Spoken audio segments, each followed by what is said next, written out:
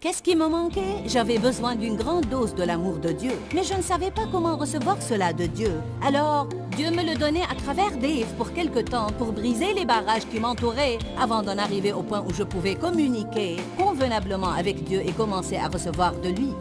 Bienvenue à La Vie dans la Parole avec Joyce Meyer. La Vie dans la Parole est un ministère d'entraide basé sur un enseignement solide et pratique pour une application de la parole de Dieu. Votre réponse est dans la parole de Dieu. Et laissez-moi vous dire, le Seigneur est capable de vous guérir là où vous souffrez. La Vie dans la Parole est un ministère international qui atteint le monde par le cœur de Dieu. Et voici aujourd'hui pour vous l'occasion d'expérimenter la vie dans la parole avec Joyce Meyer.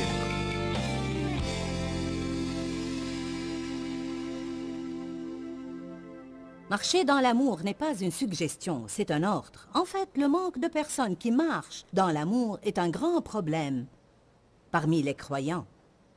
Amen. Je ne crois pas qu'on insiste suffisamment sur l'importance du cheminement dans l'amour. Éphésiens 5, 2 ou Éphésiens 5, 1 et 2 dit « Imitez Dieu, devenez les imitateurs de Dieu. Agissez comme des enfants bien-aimés et marchez dans l'amour. » J'ai dit au début que le cheminement est formé de plusieurs pas et tout pas que je fais dans mon cheminement nécessite de prendre une décision. Vous comprenez? D'abord, je dois décider, je vais faire un cheminement. Puis quand je sors pour faire ce cheminement, je peux alors m'éloigner tant que je veux. Je peux faire 2 pas et décider de rentrer chez moi ou bien continuer à avancer et avancer. Alors un cheminement dans l'amour nécessite plusieurs décisions. Chaque jour, vous avez à décider de bien traiter ceux qui ne vous traitent pas bien. Vous avez à décider de continuer à aider ceux qui ne vous apprécient pas. Vous avez à décider de pardonner à vos ennemis. Et vous ne faites pas ça pour les gens. Comprenez ça, s'il vous plaît. Vous ne le faites pas seulement pour les gens. Ce n'est pas mal de le faire pour les gens, mais vous ne le faites pas seulement pour eux. Vous le faites pour Dieu. Vous le faites comme pour le Seigneur. Vous dites, Seigneur, je t'aime et je veux faire tout ce que tu veux que je fasse. Donc, je suis prête à faire même les choses que j'ai du mal à faire, et ceci pour te glorifier. Êtes-vous d'accord qu'il est plus facile de faire les choses difficiles si vous croyez que vous les faites pour le Seigneur plutôt que pour les hommes? Et quand nous obéissons à Dieu, surtout quand nous faisons des choses difficiles pour obéir à Dieu, nous glorifions Dieu. Nous lui donnons la gloire en marchant dans l'amour. Tout sacrifice remporte une récompense. Et la récompense que nous recevons, c'est partager la gloire de Dieu. Le point essentiel est que si vous faites ce que vous avez à faire pour maintenir un fort cheminement dans l'amour, ce qui nécessite un grand effort de votre part tous les jours de votre vie, que se passe-t-il le premier matin que vous vous levez et vous ne vous sentez pas bien? Vous n'avez envie d'être gentil avec personne, mais ce n'est pas parce que vous n'avez pas envie d'être gentil avec les autres que vous êtes déchargé de la responsabilité d'être gentil. Oui, je sais que je suis ronchon aujourd'hui, mais béni soit Dieu, je ne me sens pas bien. Ce n'est pas une excuse. Allez donc. Quand je fais ces conférences, le temps que samedi matin arrive, je me sens fatiguée. Amen. Et ce matin, j'avais à exercer beaucoup plus de volonté pour être gentille que je ne l'ai fait hier matin. J'avais même à exercer plus de volonté et m'efforcer pour pouvoir parler à quelqu'un. Parce que quand vous êtes fatigué, vous voulez qu'on vous laisse tranquille, n'est-ce pas? Mais je ne crois pas que j'étais impolie envers quelqu'un. Je ne crois pas que j'étais odieuse ou méchante, mais j'avais à me donner beaucoup de mal pour enseigner ce matin parce que je n'avais pas vraiment envie de le faire. Il faut que vous sachiez cela parce que si vous ne comprenez pas que l'amour n'est pas un sentiment, ce n'est pas un sentiment à l'eau de rose qui vous fera crier « Oh !» Parfois, vous aurez envie de vous éloigner de quelqu'un ou de le gifler, de ne plus lui parler, de l'ignorer et de le traiter de la façon dont il vous a traité. Mais Dieu vous exhortera à marcher dans l'amour. Alors, on parlait des différents aspects de l'amour. Aujourd'hui, je vais parler d'un principe qui sera, à mon avis, une bénédiction pour tout le monde. Il vous incitera à faire quelque chose. Chacun d'entre vous aura un nouveau ministère aujourd'hui. Je donne à chacun un nouveau ministère aujourd'hui. Parce que la Bible dit que l'amour fait grandir et édifie. Il faut que nous voyions l'amour. Et une des façons dont nous voyons l'amour, c'est en donnant notre propre vie pour que les autres se sentent bien dans leur peau. Et non pas en attendant à ce que quelqu'un me fasse sentir bien, mais en faisant tout ce qu'on peut pour que les autres se sentent bien dans leur peau. Mon fils est venu avec sa famille et il m'a surpris durant l'adoration. Vous avez vu, j'étais... Wow! Pourquoi ceci m'a-t-il surpris? Car mon fils travaille dur. Le mois dernier ou les 6 dernières semaines, je pense qu'il a passé 2 semaines pleines en Afrique du Sud. Et 2 semaines chez lui, n'est-ce pas, David? Même pas, tu es resté 1 semaine chez toi, alors je crois que je parle des 5 dernières semaines. 2 semaines en Afrique du Sud. Quand vous faites des voyages en Afrique, vous souffrez du décalage horaire. Il a passé 1 semaine à travailler dans son bureau. Ensuite, il est parti pour le Moyen-Orient pour environ 2 semaines aussi. Il est rentré le vendredi, puis il est parti avec sa famille pour 1 semaine de vacances. Et où est-il allé le premier jour de ses vacances? Il est venu à Columbus, Ohio, pour se joindre à nous dans cette réunion.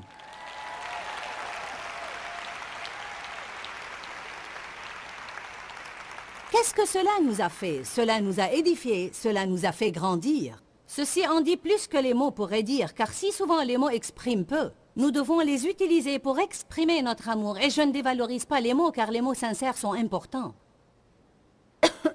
Mais des mots sans action? Il y a des gens qui me disaient qu'ils m'aimaient, mais ils ne faisaient rien pour moi, et je ne me sentais pas vraiment aimée. Alors il faut aller au-delà. Au-delà des mots. Vous allez voir aujourd'hui qu'une personne qui marche dans l'amour édifie les autres et que vous ne vous levez pas tous les jours souhaitant qu'on vous remonte le moral, mais vous vous chargez de rendre les autres heureux. Amen. Je crois que nous vivons dans une société qui a soif d'amour. Je crois que partout où vous allez, quand vous voyez des gens tristes, des gens déprimés, des gens furieux, des gens insupportables, ceci est dû en premier lieu au fait qu'ils n'ont jamais senti qu'ils sont vraiment aimés dans leur vie. Ils n'ont pas reçu de grandes doses d'amour. Et il y a beaucoup de gens dans notre société qui sont émotionnellement malades. Et je ne dis pas qu'ils ont besoin d'être placés dans un établissement spécialisé. Je veux dire qu'ils manquent de sécurité. Ils ont peur. Et Dieu ne veut pas que nous soyons comme ça. Une des choses dont ils ont besoin pour être guéris et rétablis dans leur vie, c'est l'amour de Dieu. Mais il faut qu'on exprime l'amour aux gens. Avant que je me marie avec Dave, j'avais été victime de ses vices sexuels. Et j'avais été maltraitée littéralement toute ma vie par différentes personnes et de différentes façons. Quand j'ai quitté la maison, je me suis mariée avec le premier homme qui m'a prêté un peu d'attention parce que j'avais peur que personne ne veuille de moi. Alors j'ai profité de la première occasion et je savais au fond de moi que ce mariage n'allait pas réussir. Il avait comme moi beaucoup de problèmes et on se posait des problèmes l'un à l'autre. Il sortait avec d'autres femmes, il buvait et il ne travaillait pas. Alors en fin de compte, on s'est trouvé avec un mariage brisé. Et quand j'ai rencontré Dave, je ne faisais confiance à personne. Je n'aimais pas ma personne et je me dévalorisais. Toute ma vie était un gâchis. Et à l'âge de 23 ans, je ne me rappelais pas avoir été même une fois heureuse dans ma vie.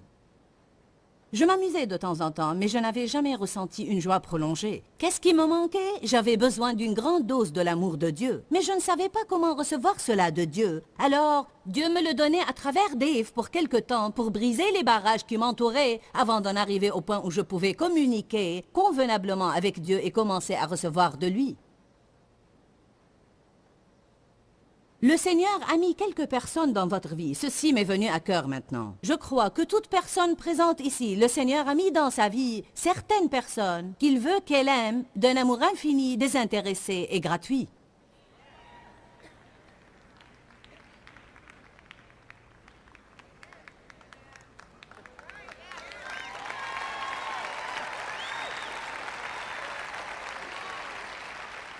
Mais je veux quelqu'un qui m'aimerait à moi.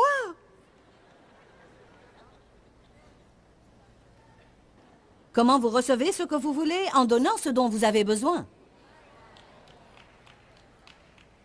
Si vous avez besoin qu'on vous fasse des compliments, faites vous-même des compliments aux autres. Si vous avez besoin d'être apprécié, appréciez quelqu'un d'autre. Si vous avez besoin qu'on vous prête une attention spéciale, prêtez une attention spéciale à quelqu'un d'autre. Semez vos graines et comptez sur Dieu pour la récolte. L'argent n'est pas la seule chose que Dieu nous demande de donner. La plupart des dépendances dont les gens souffrent résultent souvent du manque d'amour dans leur vie.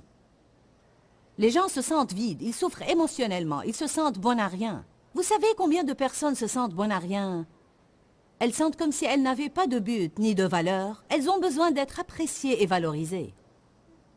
Nous allons parler aujourd'hui de comment nous pouvons faire sentir aux autres qu'ils ont de la valeur. Il faut que vous preniez des notes. L'alcool, la drogue, le sexe, les dépenses, les troubles alimentaires, l'automutilation, les troubles compulsifs de tout genre.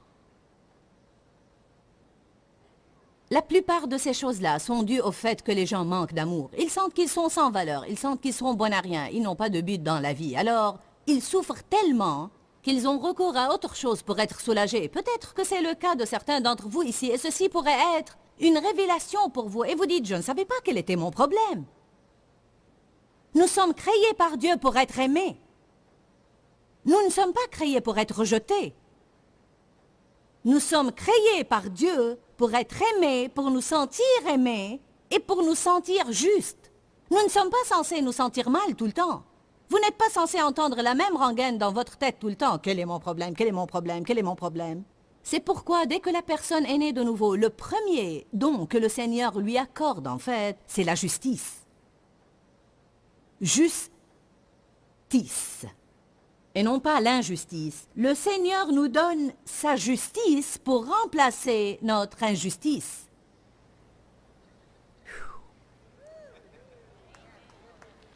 Celui qui n'a point connu le péché est devenu péché afin que nous devenions en lui justice de Dieu.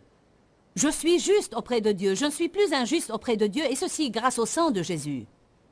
Je ne fais pas tout de la bonne façon, mais je suis en position juste auprès de Dieu.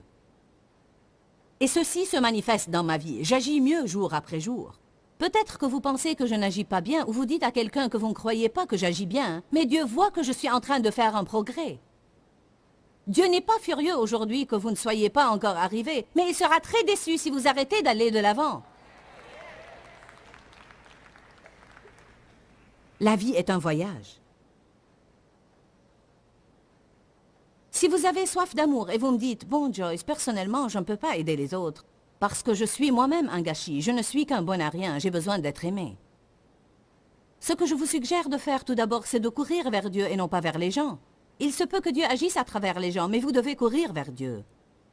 Parce que ce que nous faisons et qui exerce plus de pression sur des relations déjà tendues, c'est que nous exigeons que les autres nous fassent sentir bien dans notre peau.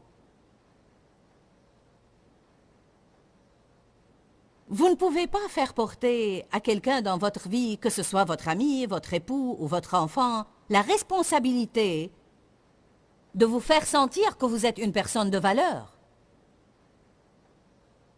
Je suis en colère car tu ne me fais pas sentir bien dans ma peau. Oui, ils doivent faire un effort pour vous faire sentir bien dans votre peau, mais peut-être que Dieu ne les incitera jamais à faire cela, car vous n'avez jamais couru vers lui pour vous aider. Peut-être que vous demandiez cela des gens, et vous avez mis Dieu à l'écart.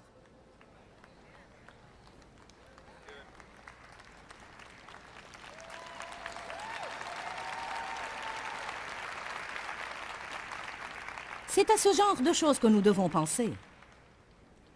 Je me souviens quand je me mettais en colère contre Dave parce que il ne faisait pas ceci et il ne faisait pas cela et il ne me faisait pas sentir comme ci et comme ça.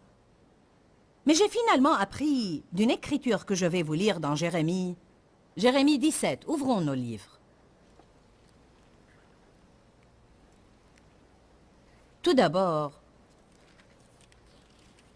ce n'est pas la responsabilité de Dave de me rendre heureuse. C'est une nouvelle révélation pour certains.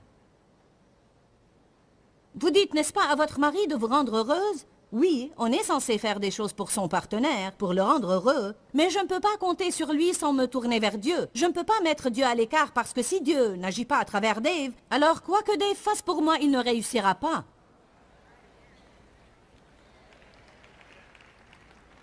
Vous avez à penser à cela, n'est-ce pas?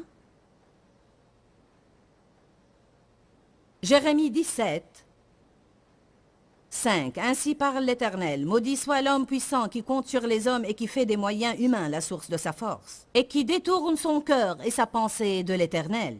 Alors il dit, vous ne comptez pas sur Dieu, vous ne lui demandez pas de vous aider, vous courez vers les gens et vous vous attendez à ce qu'il fasse pour vous ce que Dieu seul peut faire. Et là aussi, je ne veux pas dire que Dieu fait cela avec toute souveraineté et n'agit pas à travers les gens. En fait, Dieu agit si souvent à travers les gens. Mais nous devons laisser Dieu décider à travers qui il veut agir. Je peux vous dire, si vous êtes marié avec quelqu'un qui ne vous parle pas correctement et ne vous fait pas sentir bien dans votre peau, mais vous croyez vraiment que Dieu vous a dit de tenir bon et de continuer à l'aimer, il se peut que Dieu n'agisse pas à travers lui car son cœur n'est pas ouvert, mais si vous faites confiance à Dieu, il trouvera quelqu'un à travers qui il agira. Dieu trouvera quelqu'un à travers qui il agira, quelqu'un qui vous fera sentir bien dans votre peau, et le Seigneur lui-même vous gardera fort et puissant pour que vous puissiez accomplir la tâche qu'il vous a confiée. Je n'ai pas encouragé Dave au début de notre mariage. Je ne lui ai pas donné des raisons de continuer à être gentil avec moi.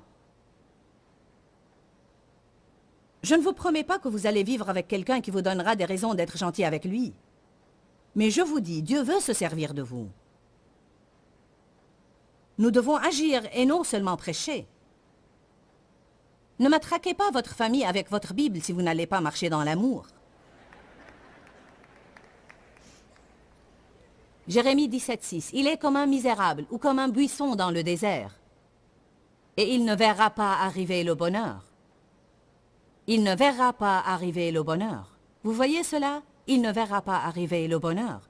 Il ne verra pas de bons résultats s'il se tourne vers les hommes. Il habite les lieux brûlés du désert, une terre salée et sans habitants.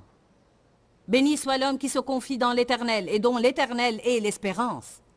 Il est comme un arbre planté près des eaux et qui étend ses racines vers le courant. Il n'aperçoit point la chaleur quand elle vient et son feuillage reste vert. Dans l'année de la sécheresse, il n'a point de crainte. Et il ne cesse de porter du fruit. Il faut prendre chaque verset à part pour comprendre tout. Je pourrais prêcher toute une série sur cette seule écriture. Si vous êtes quelqu'un qui court vers Dieu et qui compte sur lui pour lui donner ce dont il a besoin, même dans le domaine émotionnel, et vous dites, Seigneur, je veux que tu te serves de moi et je veux être une bénédiction aux autres. Et Seigneur, tu sais que j'ai des besoins et j'ai besoin d'être édifié et de grandir. J'ai tellement soif d'amour. Et alors que j'aide les autres autour de moi, je vais compter sur toi pour m'aider. Je voudrais que tu agisses à travers telle personne, mais si tu ne veux pas le faire, j'accepterai tout ce que tu me donneras, mais je compte sur toi pour me donner ce dont j'ai besoin. Amen. Puis la Bible dit que vous serez forts dans le Seigneur. Vous serez comme un arbre qui, malgré toutes les pluies et les tempêtes, la sécheresse et le soleil brûlant, il reste sans inquiétude. Vous avez quelque chose en votre fort intérieur qui vous assure la nourriture et qui vous assure l'eau. Et bien que vous viviez toute une année dans l'adversité et la sécheresse, vous pouvez continuer à porter du fruit dans votre vie et à être une bénédiction aux autres.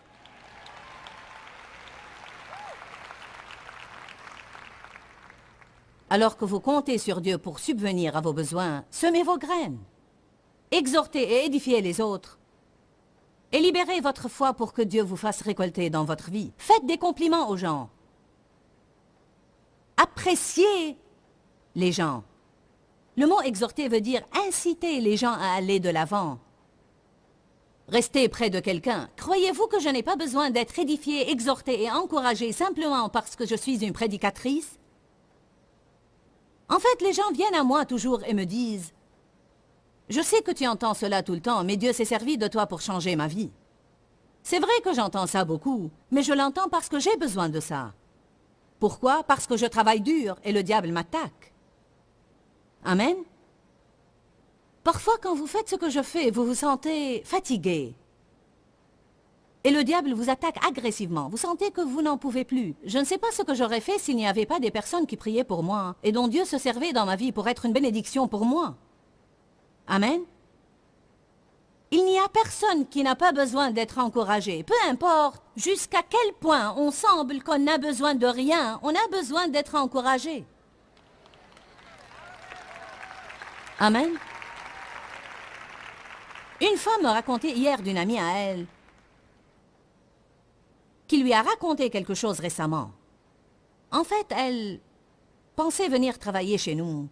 Et on lui parlait hier et elle a dit, tu sais, j'ai vu de mes propres yeux Comment les gens peuvent apprendre à être bénis quand ils commencent à écouter tes enseignements? Elle a dit, une amie à moi qui n'avait jamais été dans une conférence pareille est venue une fois à une de tes conférences et elle est entrée dans la salle la première soirée. Elle a ajouté, cette amie que j'ai est vraiment riche. Et elle a beaucoup de belles choses. Dès qu'elle est entrée dans la salle, quelqu'un s'est approché d'elle avec un nouvel ensemble. Elle lui a dit, le Seigneur veut que je te donne ça. Elle a répondu, non merci, donne-le à quelqu'un qui en a vraiment besoin. La femme lui a dit, mais le Seigneur m'a dit de te le donner à toi. Et elle a dit, puis Dieu lui a fait comprendre qu'il essayait de la bénir et elle ne savait pas comment recevoir. Et peut-être qu'elle n'avait pas besoin de cet ensemble, mais elle avait besoin d'être bénie.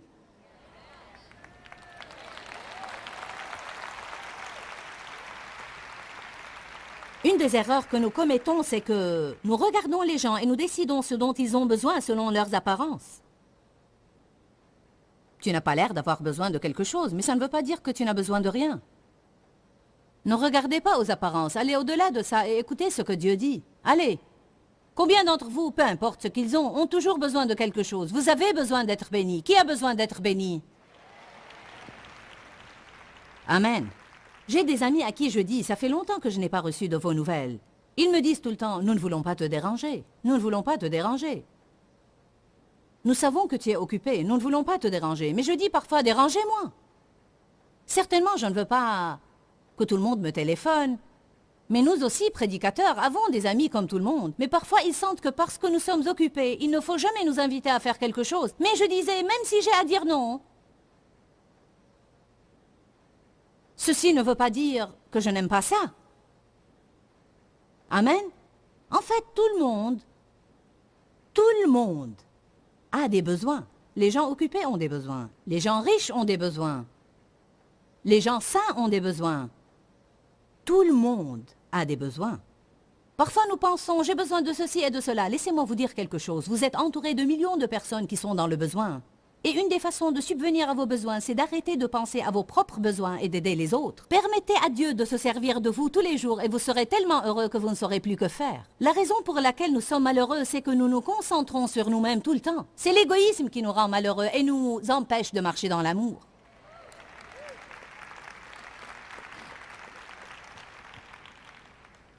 Incitez quelqu'un à aller de l'avant. Restez près de quelqu'un et l'aider. Encouragez quelqu'un. Pousser quelqu'un à poursuivre une certaine conduite dans sa vie. Je n'aurais jamais pu progresser dans le ministère et être la personne que je suis maintenant si le Seigneur n'avait pas envoyé des personnes pour rester près de moi et pour m'encourager. Parfois, c'est non seulement par les paroles qu'il m'encourage, mais il m'encourage en s'attachant à moi et il m'encourage en restant avec moi, en m'aidant et en me soutenant dans les moments difficiles et les moments heureux.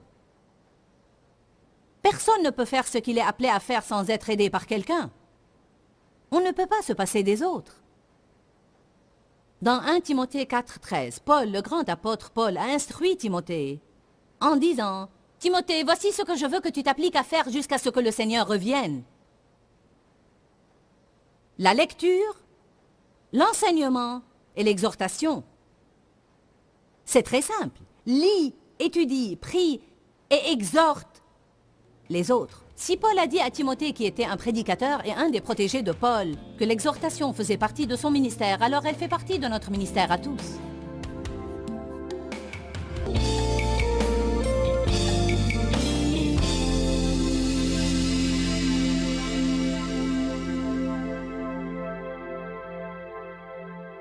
L'amour édifie, l'amour ne décourage pas les gens. Pas tout le monde a le don d'exhortation dans sa nature. Et pas tout le monde a le don d'édifier les gens tout le temps. Mais nous pouvons apprendre à faire cela. De nature, je ne tends pas à exhorter, mais à travers les années, j'ai appris combien les relations pourraient se consolider si seulement on essayait de dire aux autres des choses qui feront qu'ils se sentent bien dans leur peau. Je partageais avec vous que je sentais que Dieu m'a confié une nouvelle tâche qui est celle d'aider les gens à apprendre à jouir de leur vie. Et je crois qu'une des façons qui nous aide à vraiment jouir de notre vie de plus en plus, et de faire que les autres se sentent mieux dans leur peau. Vous dites, Joyce, comment cela pourrait-il m'aider si je fais que les autres se sentent mieux dans leur peau? Parce que tout ce que vous semez dans la vie de quelqu'un d'autre, Dieu vous le fera récolter d'une façon surnaturelle dans votre vie. Je crois que nous devons semer en faisant que les autres se sentent bien dans leur peau, et une joie ineffable et glorieuse sera libérée dans notre vie. Je veux que vous vous rappeliez qu'il y a la vie dans la parole de Dieu, que Dieu vous aime et qu'il a un merveilleux plan pour votre vie et il veut que vous jouissiez de chaque jour de votre vie. Pourquoi Seigneur, pourquoi? Dans ce livret, Joyce Meyer nous enseigne à travers la parole comment être délivré de la confusion. Pour obtenir ce livret gratuitement, écrivez-nous à Joyce Meyer, boîte postale 40095-6300 Larnaca, Chypre. Ou bien visitez notre site web www.joycemeyer.org/fr.